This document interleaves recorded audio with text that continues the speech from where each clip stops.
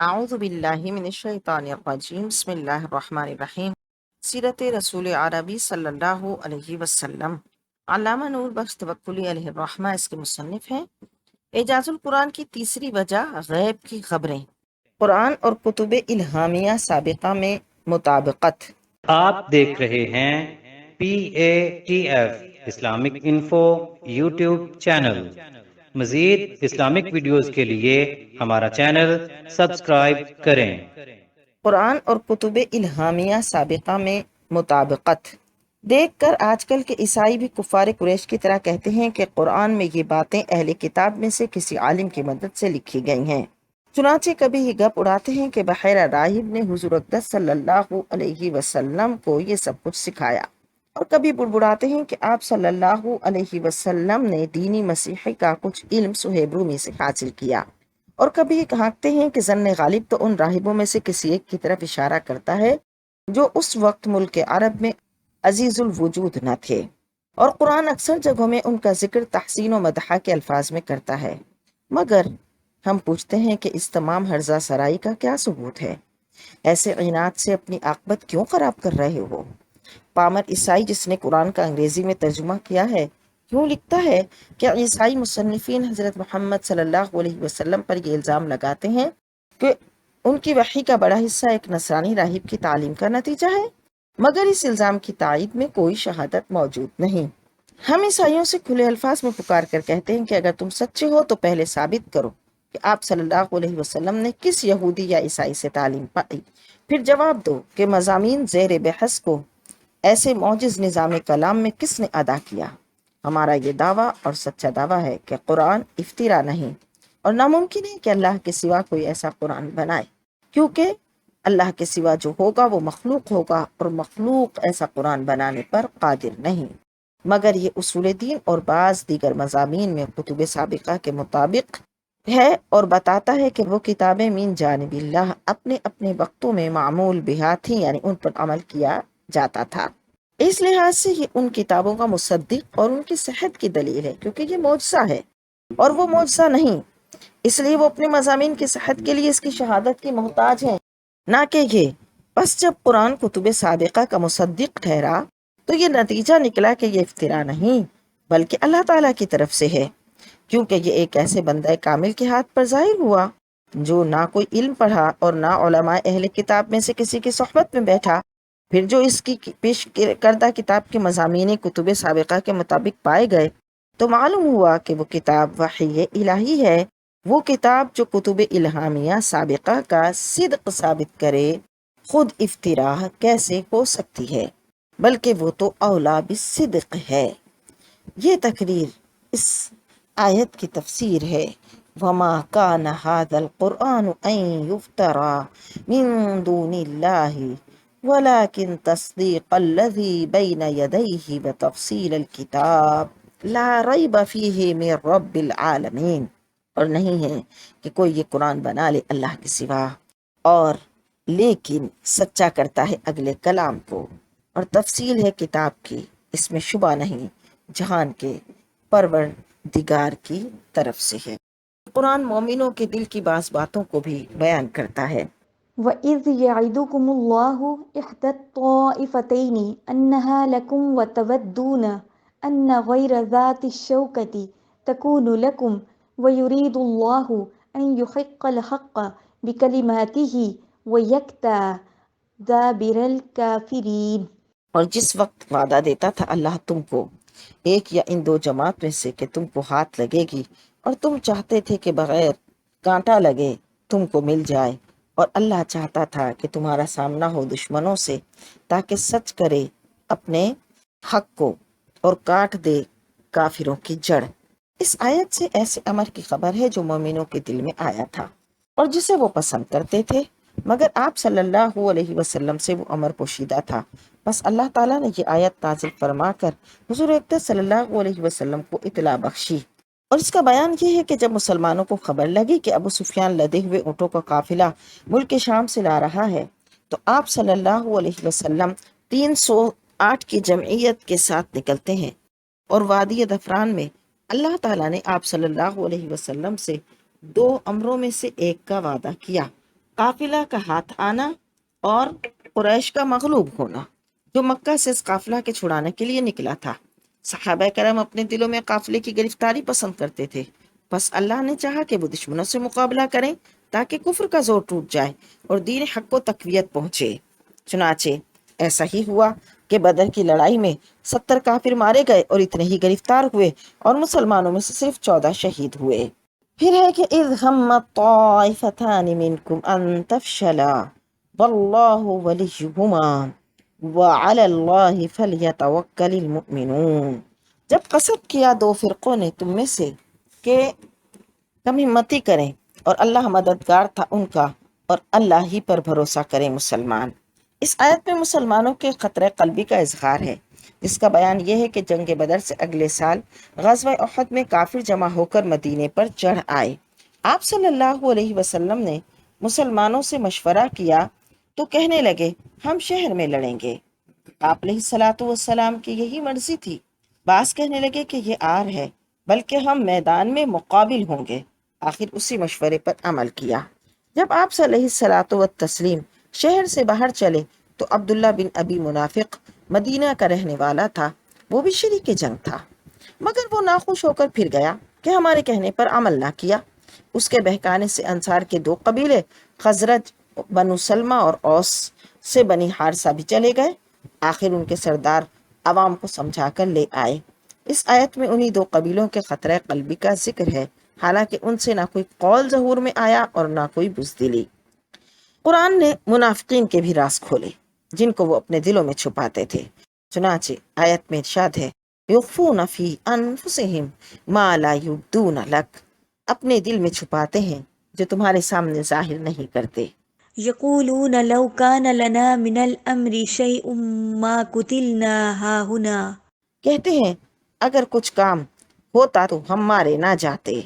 اس آیت سے ظاہر ہے کہ جنگ احد کے دن جب مسلمانوں کو شکست ہوئی تو منافقین خلوت میں ایک دوسرے سے کہتے تھے اگر لڑائی کے لیے نکلنا ہمارے اختیار میں ہوتا تو ابن ابی کی رائے پر عمل کرتے اور شہر مدینہ سے باہر قدم نہ دھرتے اور نہ مارے جاتے۔ اس قول کو وہ آپ صلی اللہ علیہ وسلم سے چھپاتے تھے، مگر اللہ تعالیٰ نے آپ صلی اللہ علیہ وسلم کو وحی کے ذریعے خبر دے دی۔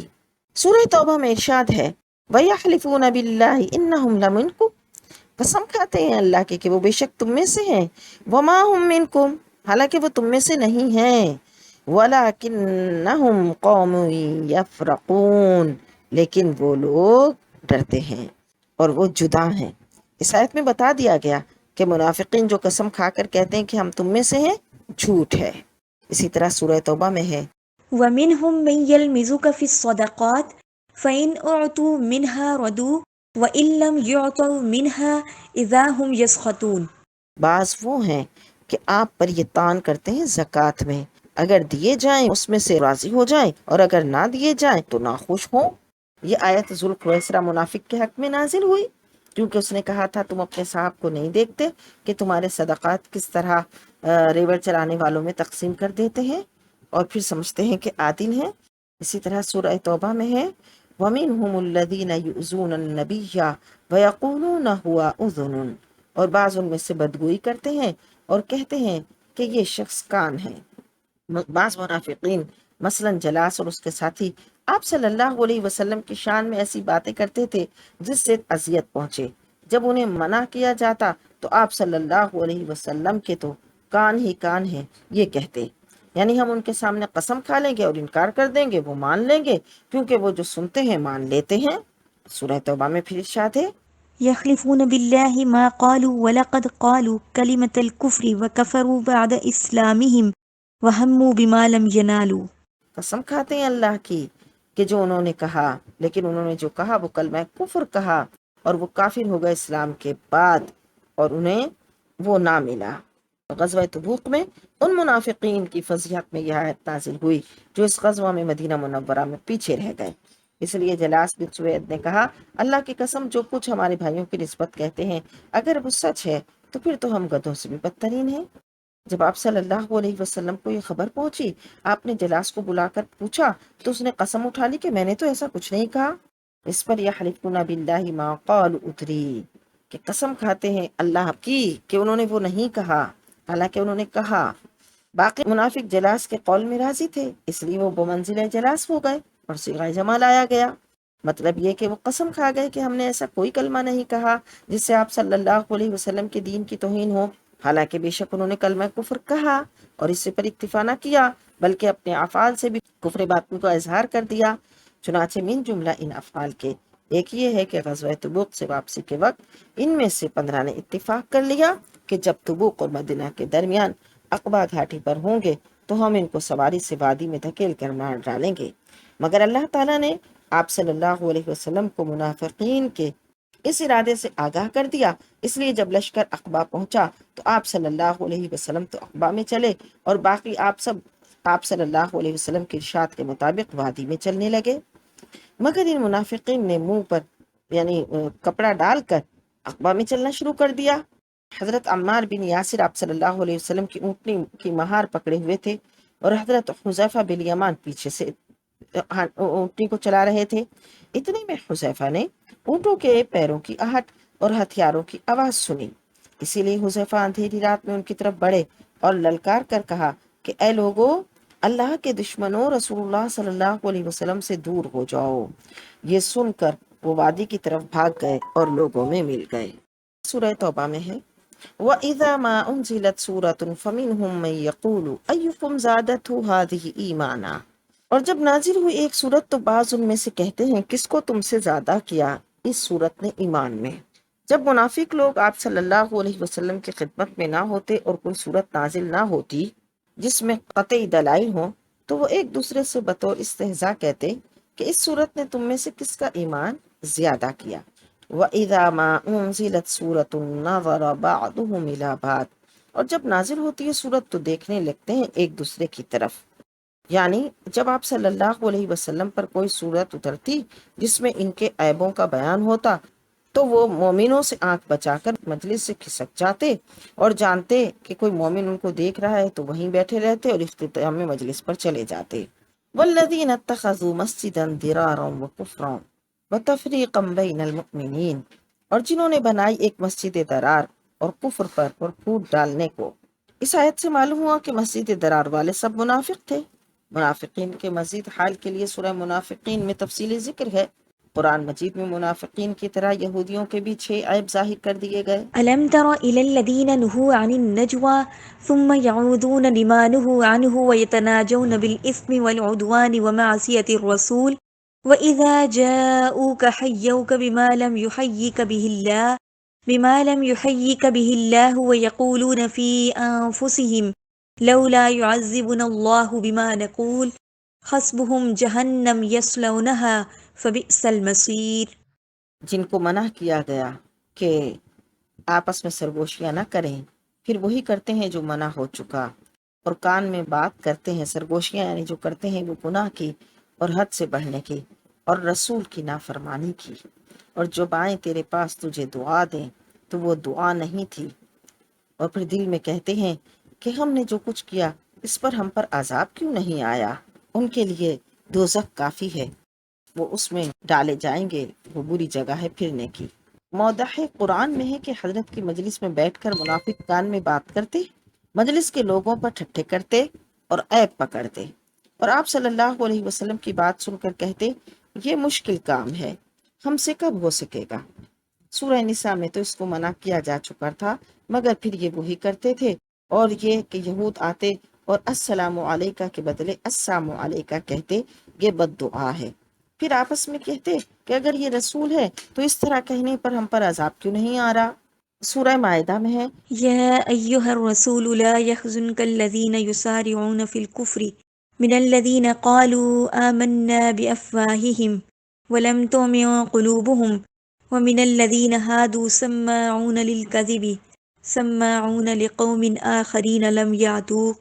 تو آپ غم نہ کریں ان پر جو جلدی انکار کرتے ہیں، ان لوگوں سے جو کہتے ہیں ہم مسلمان ہیں اپنے منہ سے اور ان کے دل مسلمان نہیں، اور ان لوگوں میں سے جو یہودی ہیں سننے والے ہیں جھوٹ کو اور سننے والے ہیں دوسری جماعت کو جو تم تک نہیں آئے۔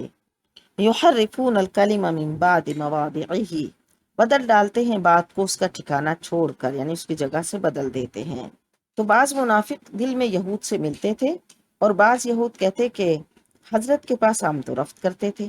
اللہ نے فرمایا یہ لوگ جاسوسی کو آتے ہیں کہ تمہارے دین میں سے کچھ عیب چن کر لے جائیں اور اپنے سرداروں کے پاس جو یہاں نہیں آتے، اور فی الحقیقت عیب کہاں ہیں، لیکن بات کو غلط انداز میں پیش کر کے اور ہنر کو عیب بنا دیتے ہیں۔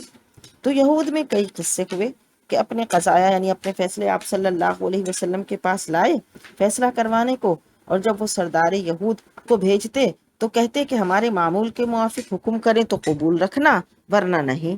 غرض یہ تھی کہ توریت کے خلاف معمول باندھے تھے کہ ایک بھی اگر اس کے حکم موافق کر دے تو ہم کو اللہ کے یہاں سند ہو جائے، اور جانتے تھے کہ ان کو توریت کی خبر نہیں، جو ہمارا معمول سنیں گے سو حکم کریں گے۔ اللہ تعالیٰ نے آپ صلی اللہ علیہ وسلم کو خبردار کیا، موافق تورات ہی کے مطابق یعنی آپ نے فیصلہ فرمایا اور توریت میں سے ثابت کر کے ان کو قائل کیا۔ ایک قصہ رجم کا تھا، وہ منکر ہوئے تھے، پھر توریت سے قائل کیا، اور ایک قصاص کا تھا، وہ اشراف اور کمزاد کا فرق کرتے تھے اور توریت میں فرق نہیں تھا۔ اسی طرح فرمایا سورہ نساء میں من الذین ہادوا یحرفون الکلم عن مواضعہ ویقولون سمعنا وعصینا، کہ یہود آپ صلی اللہ علیہ وسلم کے مجلس میں بیٹھتے، کلام کرتے، اور بعض بات جو نہ سنی ہوتی وہ چاہتے پھر تحقیق کریں تو کہتے راعینا، آپ ہماری طرف توجہ کریں، اور یہود اس لفظ کو دبا دبا کر کہتے تو وہ راعینا ہو جاتا، یعنی اس کا مطلب ہمارا چرواہا، اور ان کے زمان میں راعینا احمق کو بھی کہتے تھے۔ آپ صلی اللہ علیہ وسلم جواب ارشاد فرماتے انہوں نے اس کا یہ معنی لیا، اور پھر وَيَقُولُونَ سَمِعْنَا وَعَصَيْنَا، اور کہتے ہاں ہم نے سنا لیکن نہ مانا۔ اللہ رب العزت نے نہ چاہا کہ آپ محبوب صلی اللہ علیہ وسلم کو سامنے کو اس طرح کلام کرے، چنانچہ یہ لفظ کہنے سے ہی اللہ رب العزت نے منع فرما دیا۔ تو مومنوں کے دلوں کو ظاہر کرنا، رازوں کو ظاہر کرنا، منافقوں کا بھانڈا پھوڑنا، یہودیوں کی فریبیوں کی قلعی کھولنا، یہ تمام از قبیل اخبار بالمغیبات ہیں، جس سے قرآن کا اعجاز ثابت ہے کیونکہ انسان اس سے عاجز ہے۔ آپ دیکھ رہے ہیں PATF Islamic info YouTube channel. مزید اسلامک ویڈیوز کے لیے ہمارا چینل سبسکرائب کریں۔